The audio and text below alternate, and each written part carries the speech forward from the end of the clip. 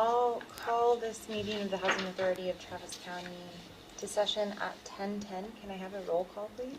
Yes, Chair Getchy, Present. Vice Chair Flores, Present.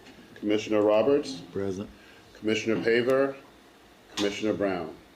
We have a quorum. Thank you. I'll move on to the consent agenda and entertain a motion for the approval of minutes from the January 9th annual meeting. So moved. Second.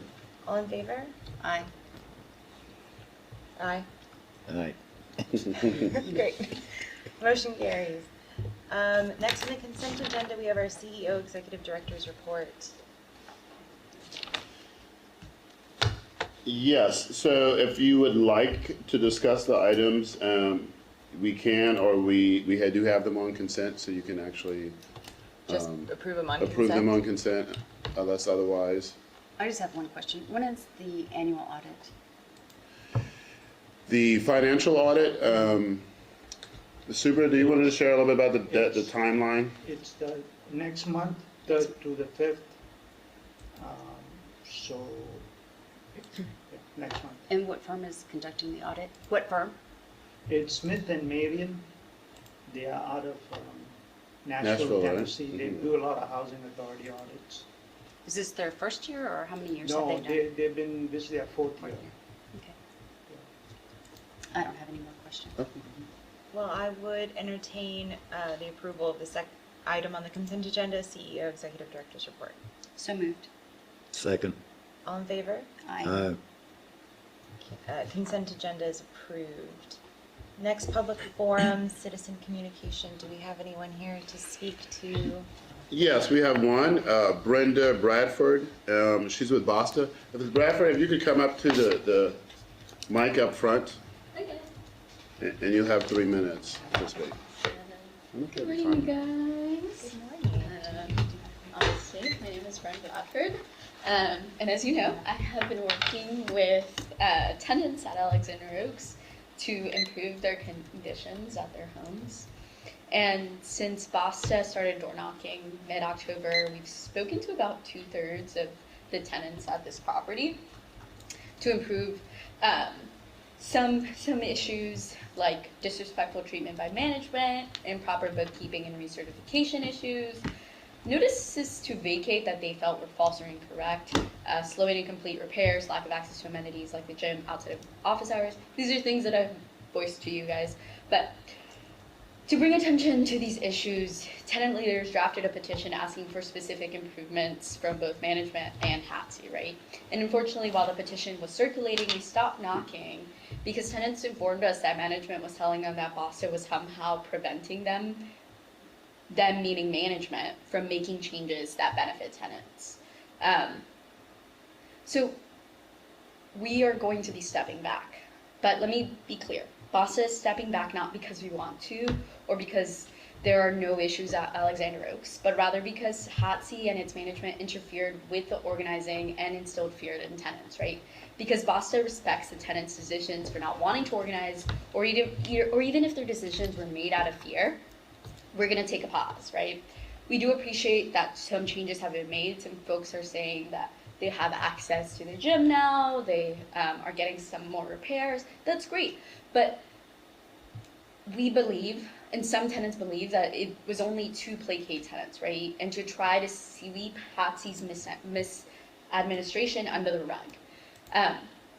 But I believe, in the state of Texas, the federal government believes, right, that tenants should not have to risk intimidation or misinformation to see improvements in their home, right? We're asking HATC to investigate why management is spreading these lies and making tenants afraid to organize or work with BASTA. Tenants' rights under both local and federal law must be upheld, not undermined. And while we are respecting tenants' decision to not organize, further at this time, we remain deeply concerned at HATC's role in allowing these intimidation tactics to persist. So thank you guys. I hope you guys are able to look into that. Have a wonderful day. Thank you. Do we have anyone else here for public, for citizen communication? There's no one else signed up to speak. Thank you. Moving on to action items, starting with resolution number HATC 2025-03. Okay, I think we're gonna, Christina Diaz, I'm so sorry. Christina Diaz is gonna share about item 3 and 4 resolution. Did you want us to pull up the summary? That Or would would you- probably be the easiest. There's a lot. There is. Okay, so we're gonna start with the background overview. Yeah, so with the COC, I think the main key points that I want to highlight and point out is that we had a very old policy that we had not updated since all the updates that COC had done. So I had listed some of the new things that we had, which is the VAWA Reauthorization Act of 2022 that we needed to incorporate into the COC policies. We also, if you recall, did some adjustments in our budget line items. And so we were at first doing rental assistance and administration with the budget line items. We have to separate those because now we're doing support services and HMIS as well to cover those costs. So I had to include those. The new language of Inspire that will be taking place October 1st of 2025 is added into the COC policy with the hybrid of HQS housing quality standards as well. And then the overall revisions, so I removed all the old data that was specifying to Shelter Plus Care. So a long time ago, it used to be called Shelter Plus Care. That still, some of that information was still in there. So all these revisions were mandated because these were all already in place and already done. We will be audited probably by the COC this year, so I was trying to get ahead of that a little bit to make sure that we're in compliance because it will be asked of us this year anyway. So that's what the COC policy revisions were about. None of the decisions that the Housing Authority makes were changed. These were all just policies that were updated. Very comprehensive, thank you. Mhm. Any questions? Do you want to speak to the admin plan as well? Kevin, if you can go to the. Yeah, other- that one, so we, Commissioner Flores had asked me at the beginning if we use NADMCA for our revisions, and I do. We contract them and they send me revisions. Unfortunately, they had sent revisions back in July and August, and I had incorporated those and given those to you guys for October. Grateful that you guys approved those. And then subsequently, right after that in October, end of October, we got another revision set. So again, none of the decisions changed as far as the Housing Authority decision policies changed in the policy. The only thing that changed was what NADMCA provided us for the transition that's happening in HUD with HATMA. HATMA, we're given until June, I think the day was June 6, 2025, so July 1st to transition everything. That date may change again. It's been changing for the last 2 or 3 years. So what I did was exactly what NADMCA suggested, which is put chapters in there for this possibility of it going into place this year. So you'll see different chapters for 6, 7, I think 6, 7, 8, 11. You'll see chapters A and B. All those were provided by NADMCA so that we can incorporate and be ready for this year, and hoping that we can go ahead and establish HATMA. There's a big issue with the HIP portal and HATMA not syncing together. The HIP portal for per HUD is not ready. Right now we're using the PIC portal.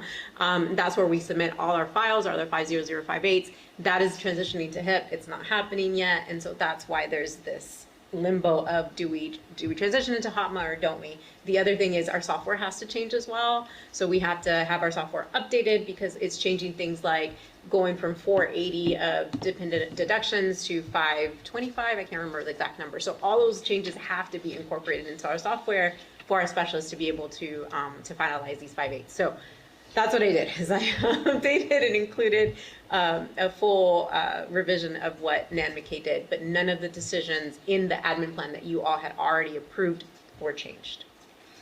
Christina, could you just say briefly what HATMA is and Inspire? I mean, I think they understand. Inspire, I can't remember what it stands for. I can look it up real quick. But Inspire is the new inspection protocol. It's going to take over the housing quality standards, and that does take effect October 1st of 2025 for sure.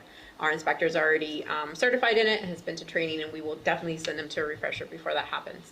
HATMA is Housing Opportunity Modernization. Yeah. something. And it changes everything about the way we do the administration program. and something else. Yeah, it changes absolutely everything. And so it happened in 2016, I believe, if I recall, it might be on there. 2016, I believe, is when HUD put it out, and we had tons of agencies like FADA and NARO just pushing back because there's absolutely no way that we can be successful in doing it because it changes the entirety of the way the program is managed. We're trying to understand it as well. We've sent staff to training already. We're gonna do refreshers again, but again, it's all kind of, what does HUD want us to do? I don't know. We're just waiting. Thank you for that. Sure. Any other questions? If so, I'll entertain a motion to approve resolution number HATC 2025-03 to adopt revised continuum of care upward policy and procedures with implementation date of January 1st, 2025, and resolution HATC 2025-04 to adopt a revised housing choice voucher administration plan with implementation date of January 1st, 2025. So moved. Second. All those in favor? Aye. Aye. Thank you. Motion passes. Moving on to discussion items, we'll start with our CEO Executive Director report. Yeah, so we'll, part of that, I know there was a question, and so I can entertain that now. I think there was questions about the personnel, and so we're advertising specifically for 3 positions, one of which is the executive assistant, and we are very close to making a decision about the executive assistant. The second of which is the FSS coordinator, and we have shortlisted the number of applicants that we've gotten, or applications, and we will start that process soon. The last of which is the COO deputy director position, and that person would be integral in some of the questions that were asked about some of the internal controls and other opportunities for overall governance of the organization. Still waiting for some more viable applicants, quite frankly, so that process has been a little slow, so we're going to try to figure out how we can sort of energize that a little more. The Texas NARO conference is next week, so I'll be making my pitch again for a possible deputy director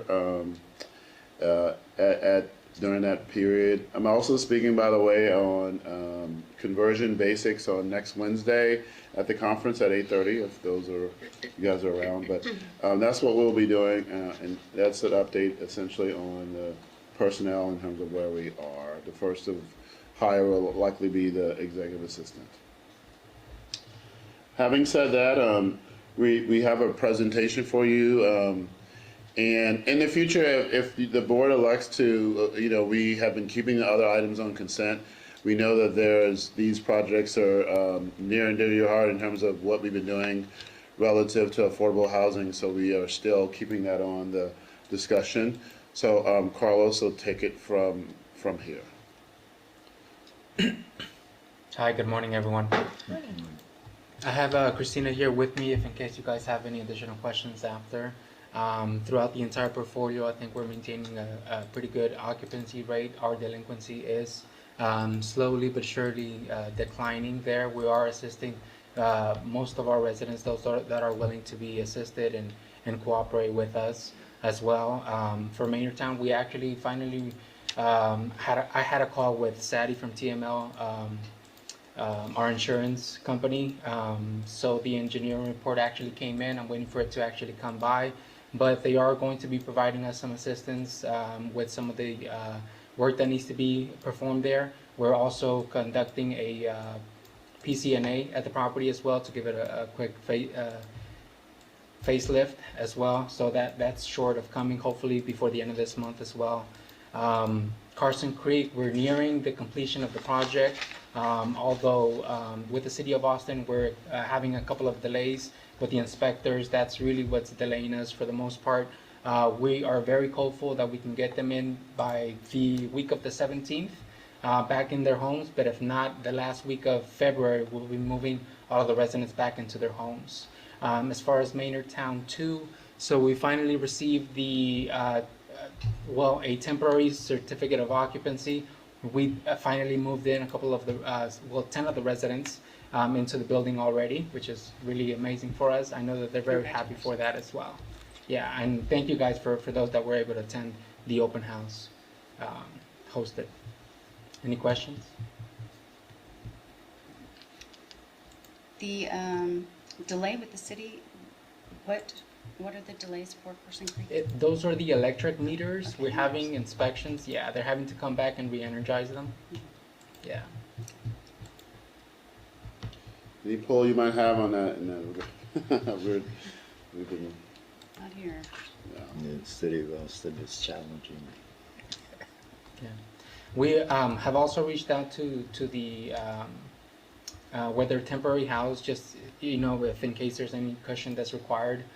They are able to assist us if in case we need additional time for that. I know in the past we've had issues as well with, you know, with the city of Austin or anybody coming out and performing some type of inspections, but we're very hopeful that we can get this done before the end of this month.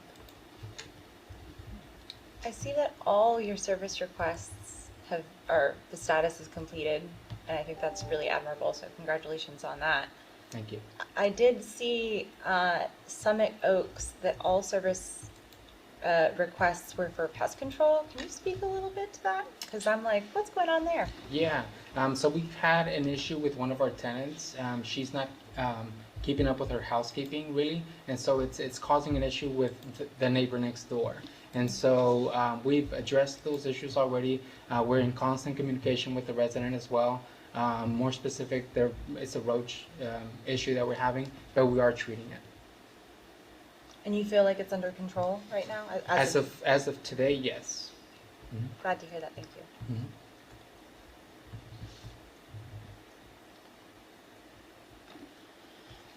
I have no more questions.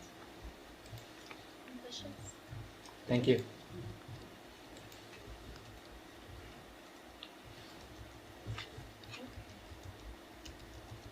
Gets us through our discussion items.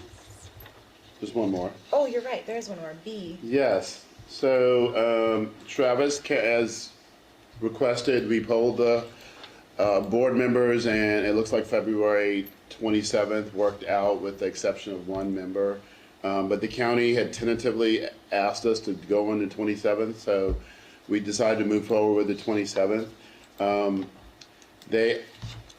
They are expecting us to prepare a PowerPoint and a memo, and we are working on that. I met with the chair and the vice chair last Friday to share a draft, and I'm happy to say that we're almost done with that draft, and I think it will meet all your intents as far as that part's concerned. And then we will circulate that packet once we send it to the county and they give us feedback on that packet, which ideally is due tomorrow. Hopefully she'll give me a couple more days though. But we are working feverishly on getting that done. So the meeting is the 27th. I think you should have gotten an invite on Outlook for that. It's at 1:30. It should be the only item of discussion. Typically on the work sessions, they try to keep it to one or two items. And so at least for those who've not been, typically they may stray away from the topic and might talk about other things. Mr. Robert knows this well, that we have an agenda, we have materials, we have items to raise or discuss or share, but you should be ready for any questions that they may ask, because sometimes they do take that opportunity to ask other things, not necessarily within the packet. So that being said, we'll share that with you all, but the meeting is at 1:30 on the 27th. Thank you. Is there any reason to go into executive session?